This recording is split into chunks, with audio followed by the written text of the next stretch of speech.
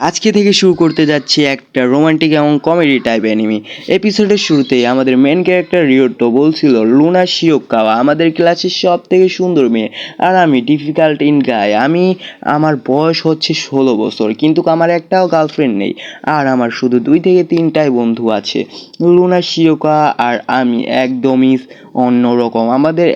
আমার এমন লাগে আমি যদি তার পাশে চলে যাই তাহলে আমি আগুনের মতো ঝলসে রাখ হয়ে যাব। আমি সব সময় আনপপুলার গায়ের মতো চলি, যে কি ওকে অ্যাডমাইট করে চলি।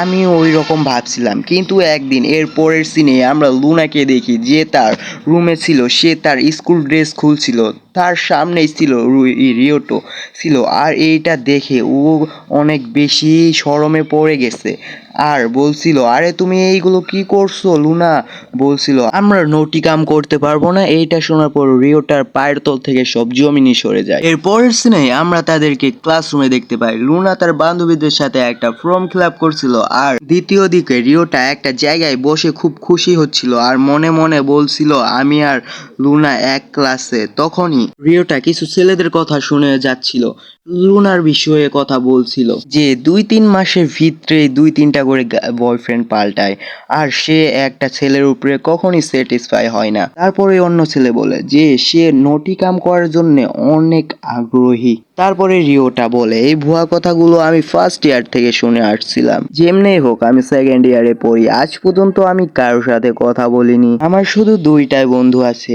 যেগুলা বন্ধু আমার মতো ইন্ট্রোভার্ট। আর তখনই রিওটার সামনে লুনা এসে বলে, তোমার কাছে কি একটা পেন্সিল হবে? তখনই রিওটার সময় বলে ব্যাগ থেকে একটা পেন্সিল বের করে দেয়। লুনা পেন্সিলটা নিয়ে সেইখানেই দাঁড়িয়ে ফর্মটা ফিল আপ করছিল। সে তো তার পম দেখে একদম শরমায় গিয়েছিল। তখনই সে তাকে নিজেকে কন্ট্রোল করে নেয়। তারপরে রিওটা বলে, লুনা অনেকটা ভালো মেয়ে, সে ফার্স্ট ইয়ার থেকেই সবাইকে সাহায্য করে এবং অনেক ভালো একটা মেয়ে, আর লুনার এই ব্যবহারটা আমার কাছে অনেক পছন্দ।